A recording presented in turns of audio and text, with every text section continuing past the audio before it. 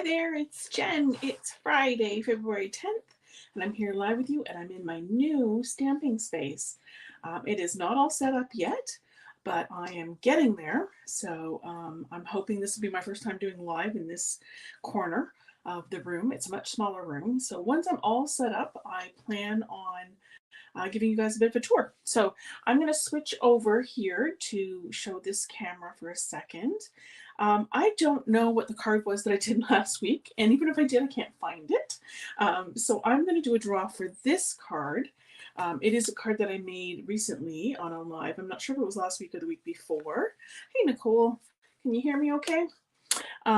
Because everything is still in turmoil and half of my stuff is still in my dining room, this is the card I'm going to draw for. And the way I draw is if you've commented, liked, or shared my posts, then I will put you in the draw automatically. So Nicole, thanks for letting me know you can hear me, and hello June and Villa.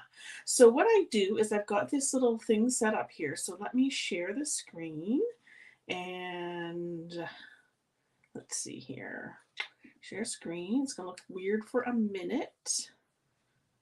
And then I'm going to jump over to here, and I've got everyone in here who liked, commented, or shared my video last week, whether you're watching it live or not. And as long as you're Canadian and not a demonstrator, which Ruth is a demonstrator, then you can win the card. So I'm going to pick another winner because I know Ruth is one of the ladies on my team. So thank you, Ruth, for watching. But the rules are Marg. Okay, Marg, I believe you are gonna be work. As long as you are Canadian and not a demonstrator, you will win this card. So I'll get in touch with you, Marg. So thank you very much for commenting. And her comment was to congratulate the last person who won. So that's pretty awesome. Okay, so let me stop the share and go back here for a second. So I'll get that in the mail, and to get on this week's video, again, just comment, like, or share the video. Okay, so let me pop over here now, and I'm just gonna swing around here. It's a little different setup, so bear with me. So the first thing I'm gonna do, just to get it out of the way, is I'm gonna do something with the little mini machine here. I've got a set of dies here. They're just making sure I can see it. They're layering diorama dies, and this is the third one from the center. So the third biggest, smallest, whatever you want to say. And I've got my plates here. They are plate 1, plate 2, then the paper, and I'm actually going to cut 2 pieces of basic white at the same time because you can do this with the real little outline dies, and then plate 2. And I'm going to show you a trick I learned recently from Stampin' Up, because they have great training, is this. When you are putting your dies through the mini machine, sometimes they're hard to catch. And so the tip was to make this little sandwich like an E. I always thought you had to stagger the plates, but if you make it so that the inside plate is recessed a bit, then this has a little more flex right there when you put it through, and it makes it easier to, of course I forgot the die, for the machine to grip it. So I'm going to throw that on there, and here we go. Any card, Beth says, any card you make will be great to have. Aw, thanks so much, you guys. That's so sweet. So give it a little kick in here, and away we go. Now, this won't move if you don't have it on paper. If you're just sticking it on a table, it'll stay still. It's because I've got it on paper that it's jiggling all around. Okay, so there we go. You can see it cut 2 just fine. I just have to kind of shimmy them apart. And I've got 2 pieces, okay? So let me just pull all this out of the way. And this. And let me show you what I'm going to work with today. This is called Silly Goose. And it is one of, I always say it's one of the first sets I got because, you know, my first order from the mini catalog was large. But anything that's cute and fun, I seem to gravitate towards. I mean, I love pretty stuff too, don't get me wrong. But I really have an affinity for the cute and funny stuff. And this particular stamp set is both cute and funny. Funny enough, I mean, I love to color, but one of the things I like about this is because it's a goose, you don't have to color it that much. You can see in the samples up here that they've just left it mostly white, and that's what I'm going to do today too. I'm going to show you how to give it a little bit of shading, but it's funny because it's got like sending in gaggles of good wishes, goosebumps, a silly goose told me it was your birthday. This silly goose forgot. Sending a big honkin' thanks. I just think it's adorable. So, and by the way, just in case you're wondering what these little pieces are here in the stamp set, I thought they were maybe little boobs or something. Let me just get that in there. But they're not. They're just extra waves that go with this piece here. So I'll just get that out of the way right now. Okay, so I'm going to stamp this thing. I only need one of them. I'll save another one. And I actually picked this shape as opposed to a circle. And because I love that it almost outlines the image that I'm about to do. So let me stamp it and I'll show you what I mean. So with a larger stamp, this is one actually on block E. I'm doing the birthday balloon one because we always need birthday cards. I'm just going to ink it up here and I'm going to kind of squish it in a little bit to make sure it's well inked. And then I'm going to stamp. I'm going to stamp it so that the feet go here in this little area and the balloon and the head go up here. So you can see it's almost like it was made for that shape. I love it. So I'm going to put that aside for a second, and I'm also going to stamp the saying. This is Mango Melody, and I'll show you where my color scheme is coming from in a second. So that one looks, I'm just going to stamp it off here. A little inky on the one side, so I'm going to ink up like this too, just to make sure I've got it all inked nicely. And this little piece of paper here is Mango, and it is 2 by 1.5 inches. And if I mess that up, I could stamp it here, I could flip it over. I sort of have 4 shots at it, and I even cut 2 pieces just in case. Okay, so I'm just going to swap out one that I already stamped, just because you need a second for it to dry before you color it, is the word I want. Let's see here. Bella says, I haven't left this hardened so long, and I just came home from having a mammo. Oh no, you poor thing. I had one last week. I know they're not fun. Yeah, so I guess that was just for you, Villa, about the boobs, right? I'm going to fold this piece of cardstock in half just to get it off the table so I can do the next little bit. This is the paper I'm using, and this is my color scheme. So it's got Blushing Bride, Mango Melody, and Soft Succulent, which are all the colors I'm using. And is it soft succulent?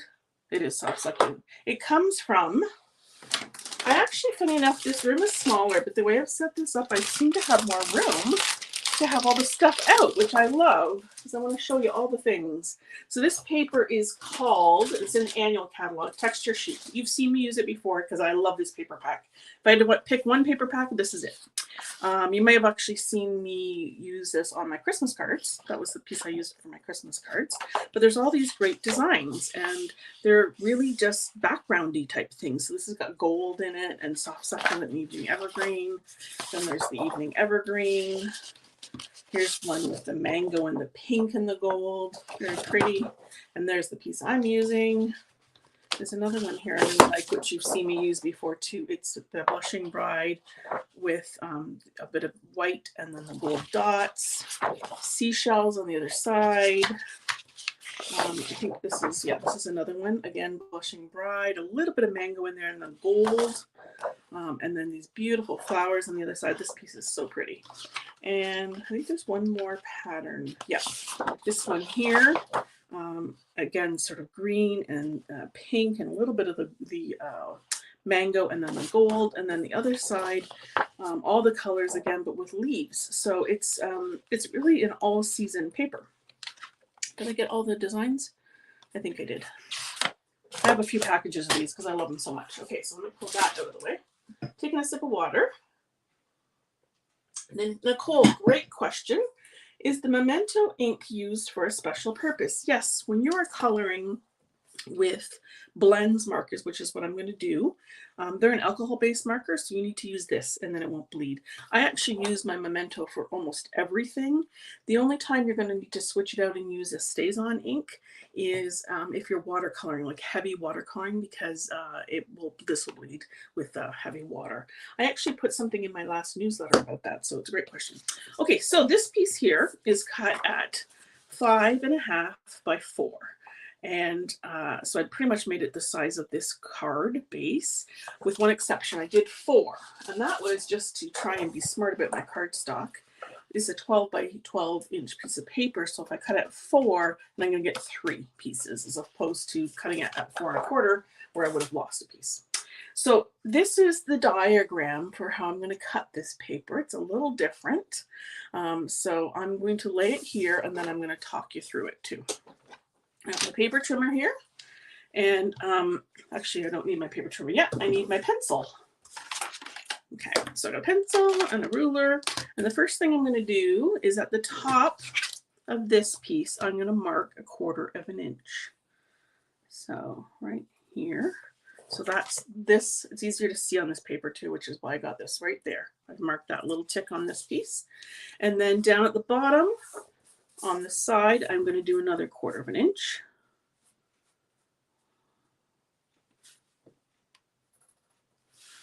Okay, so that's this tick here, this one here, which I'll hold this all up in a second. You can see. Then along the bottom, I'm going to mark, oops, I switched to centimeters. Although we are Canadian, we tend to do these things in inches, don't we? 3/4 inch, a tick, and on this side, 3/4 inch. So let me just do this and then I'll hold it all up and show you what I mean. Except for I'm going to draw a line here from this 3/4 inch to this 1/4 inch. You know, I'll draw both lines. You don't actually need both, but I'll do both so it makes it easier to see. Okay, I'll put that away. Okay, so let's hold this one up first. I just got to figure out the positioning here. And thanks, Robin, for sharing, and hello to you. So first little tick was at 1/4 inch along this top, and then 3/4 inch down here. Then 1/4 inch on this side and 3/4 inch. So then my lines go like that. So here they are on this paper. And I'm now going to cut it. So I've got those lines, so I can just lay the lines, if you lie them right in the track. So I'm going to look at the top of this line and the bottom of that one. And lay them right in that track. You should be able to see it right through here. Know you're lined up. I love our trimmer. It's so awesome to cut with. Okay, and then same thing, lining it up in the track. Okay, and luckily, hopefully I cut off the pencil marks, but if not, we can erase them. I'm just going to throw out those little pieces, aka throw them on the floor until I find my garbage can. I'm just going to lightly run my eraser along here. This is just a white eraser, nothing fancy. Okay, so that looks really strange, doesn't it? Hello, Anna. Okay, so what I'm going to do with this is I'm going to lay it on here like this. And it's just going to be kind of a different way to add your designer series paper. So let me see what I want to do here. Let's color the bird first. Okay, so I've got some markers here. And I'll hold it up as I go because I know it's really tiny. So let's start with the balloon. So I'm going to do soft succulent, and I'm going to use my dark soft succulent. I'm just going to go around the edge and just a little piece there because it would be darker when you're looking at this along the edges of a balloon. And then I'm going to use my light soft succulent to just color in. Love how nice and smooth that is. And then I'm going to take my color lifter and I'm just going to do kind of one little streak in the middle. Again, just to make it look even lighter there. And it's kind of appearing as it dries there. Because again, it would be lightest when you're looking at that in the middle. Okay, so now I'm going to color the feet. And I have here my light pumpkin pie marker. And you may be wondering how I can find some things in my office and not other things. I actually put this stuff aside in a bin last week because I knew that I wouldn't be able to find all my stuff. I have a lot unpacked already into the new room, but not all of it. So I'm using pumpkin pie, and I told you already that this is mango. So how's that going to work? Well, we don't have mango blends. So I've got the regular mango Stampin' Right marker, and I'm just going to color right over top of it to give it that little bit more of a yellowy orange. It's not perfect, but it's pretty close. And seeing as it's such a little tiny piece, I feel like it's going to match just fine. Okay, and then I'm going to color the hat with Petal Pink. Now, we do have Petal Pink blends, so I'm not exactly sure why I didn't grab that, but it's too late now because I don't have it out. So again, that's all to make it match the paper. You know, we've got a little bit of each of those colors in there. Okay, now we're gonna leave the goose white, but we're going to add just a little bit of color to it. I've got my smoky slate marker, so just underneath the wing here, they'd be a little bit darker, right, to show like a bit of a shadow, and maybe just along the little goose's armpit, if that's a thing. So I've just done that to start. And now I'm going to take my colored lifter, and actually I'm going to take the bullet tip, and I'm just going to go over it to kind of soften it so it doesn't look like a line so much. Just to fade it out a little bit so it's just there. Okay, so you can see now it kind of just looks like a little bit of a shading there. Okay, and then we're going to do a similar thing with the grass, because of course right now she kind of looks like they're floating. So we need to do what's called grounding, and I'm going to look at your comments there in a second. So I'm just adding a little bit of green underneath there, but again, we don't want it to look too harsh, so we're going to just blend that out a little bit with the lifter. I love that squeak, just to make it softer. Okay, so let me hold all that up for you. Super cute. What is a color lifter, Beth says. So if you made a mistake, so here, I'm going to pull the other one back in. Let's say that I went outside the line. So hopefully you can see that. Let me hold it out. So I went outside the line on this one. So you could take the color lifter and you can just use it to sort of push that color back in towards the line. It's not going to be perfect. Actually, I'm going to use the other end here, but it does usually erase the color. That's one of the main purposes of using a color lifter, but it's also to do the kind of things I did to lighten things up. So you can see here, it's the alcohol is wet, so there's a wet spot there, but you can see I've pretty much erased that. So when this dries, the alcohol will dry, and then the correction will have taken place.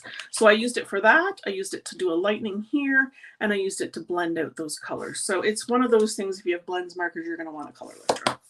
Okie dokes. Cute and super quick, June says. Yes, my favorite kind of card. Okay, so now I'm going to take a piece of Blushing Bride, because of course I want to bring that in, and we only have it in the hat right now. And I'm going to put it here. I've got some tape. If your tape ever doesn't start, just give it a little whirl, and then it will start for you. You guys have to tell me how the picture is. Am I getting in frame okay? I'm trying to watch the monitor. But it's, like I said, it's a bit of a different setup. So a little bit of catch there on the back, and then over here, a little bit of a catch. Oop, without bending the paper. Oop, I'm bending the paper. Let me lay that flat. Okay, and I've got my fancy charm on here, so I know that it's just for ribbon. I'm gonna trim that. Yeah, I'm sticking to it. Okay, and then this piece is going to go into that corner and along the top and along there. As soon as I have it all lined up, I'm going to press it down. So isn't that just a fun angle? And I just realized I didn't put the greeting in there. Ah, and I realized this one's smeared a little bit, so I'll have another one over here. Let me just grab this one. Hopefully I can get it in there. Again, I will look at your comment in just a second. Oh, come on. Okay, so Operation Fix It. I'm going to take my Take a Pick tool. I'm going to take the spatula end, and I'm going to just try and lift that up a little bit there. There we go. It looks like it's going to lift okay. Whew. Whew. A little bit more. I'm going to slide that in here. Okay, it's a little bit too long. Oh, and I dropped it.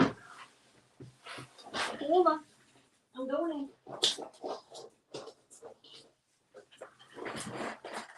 Hope you didn't get to see my head on there. Another pair of scissors. Okay, I'm going to do something I never do. I'm going to cut this with my ribbon scissors. I needed to get another pair of scissors out here. Okay. There we go. And then I'm going to give it a smooth. So now it's like a little tag. Cute, eh? Cute, cute, cute. Okay. Let me just put something away here. I'm feeling all discombobulated now. Okay, so we've got dimensionals. I have everything in a little twisty caddy, which again, I'll show you when I do my tour, when I have everything all set up. So it's actually quite handy here. So I'm going to add some dimensionals here. You're going in and out of focus, Rita says. Okay, is that when I bring it up high, or is it just in general? Let me know. Sometimes that's an internet thing. Okay, so I'm going to take this out. Okay. And I'm going to put this right here. Look at that fun shape. Just sort of matches with the fun card. And I'm going to put my cap back on my spatula so I don't lose it. And we're going to add another piece of ribbon. This ribbon's really pretty. It's like soft velvet or something. I don't know. It's very nice. And if you're not good with tying bows, then just tie a knot. No problem. I know I left my scissors for a reason. And you see I always leave it on a spool when I'm tying, just so I can cut exactly what I need. Trim that off. Okay, we're almost done. Almost done. Let me show you so far. This may be when it goes in and out of focus. Is that what it is?